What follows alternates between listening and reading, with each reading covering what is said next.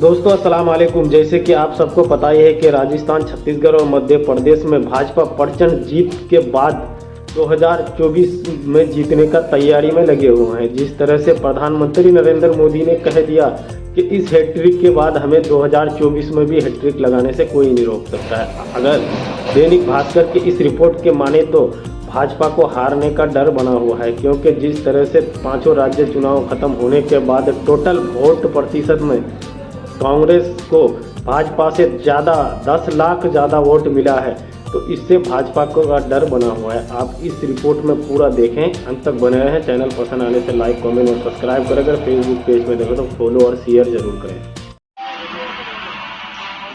कुछ लोग तो कह रहे हैं कि आज की इस हैट्रिक ने 24 की हैट्रिक की गारंटी दे दी है। मध्य प्रदेश, राजस्थान और छत्तीसगढ़ में मिली जीत के बाद पीएम नरेंद्र मोदी ने ये बयान दिया। राजनीतिक गलियारों में ये अब चर्चा तेज हो गई है कि 2024 के लोकसभा चुनाव में बीजेपी को जीत की हैट्रिक लगाने से कोई नहीं रोक सकता है।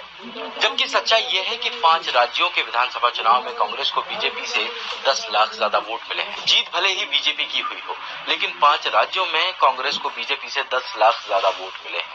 बीजेपी को जहां 4,81,987 वोट मिले, तो वहीं कांग्रेस को 4,92,24,020 वोट मिले हैं। आंकड़े जाहिर करते हैं कि भले ही कांग्रेस सत्ता ना बना पाई है, लेकिन उसकी साख अभी भी मजबूत है। इसलिए पहले से 2024 लोकसभा चुनाव के नतीजे का अनुमान लगाना गलत भी हो सकता है। 3 राज्यों में 40% वोट ज्यादा मिले। हिंदी पट्टी के 3 बड़े राज्य मध्य प्रदेश, राजस्थान और छत्तीसगढ़ की बात करें तो यहाँ भी वोटों का अंतर ज्यादा नहीं है। कांग्रेस को मध्य प्रदेश में 8%, छत्तीसगढ़ में 4% और राजस्थान में 2% बीजेपी से कम वोट मिले हैं। देखा जाए तो कांग्रेस को तीनों राज्यों में, तेलंगाना में कांग्रेस को बीजेपी से 60 लाख और मिजोरम में 1 लाख से ज्यादा वोट मिले हैं। दूसरी वजह, हार के बावजूद केंद्र में बनाई सरकार। 2003 के बाद से ही मध्य प्रदेश, राजस्थान और छत्तीसगढ़ के विधानसभा चुनाव के कुछ महीनों के बाद ही लोकसभा चुनाव होते हैं। 2018 में इन राज्यों में बीजेपी को हार मिली थी, लेकिन केंद्र में बीजेपी की सरकार आई थी। इसी तरह 2003 में कांग्रेस को इन राज्यों में हार का सामना करना पड़ा था, लेकिन केंद्र में कांग्रेस की वजह, कांग्रेस को घाटा कम, फायदा ज्यादा।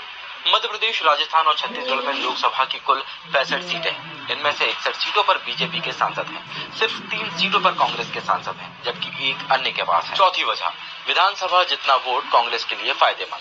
अगर 2024 के लोकसभा चुनाव में बीजेपी और कांग्रेस को 5 विधानसभा क्षेत्र में ठीक उतने ही वोट मिले जितने 2023 के विधानसभा चुनाव में मिले, तो लोकसभा की 83 सीटों में से बीजेपी को 45 से 46 सीटें और कांग्रेस को 28 सीटें मिल सकती हैं। यानी बीजेपी को 19 सीटों का नुकसान हो सकता है।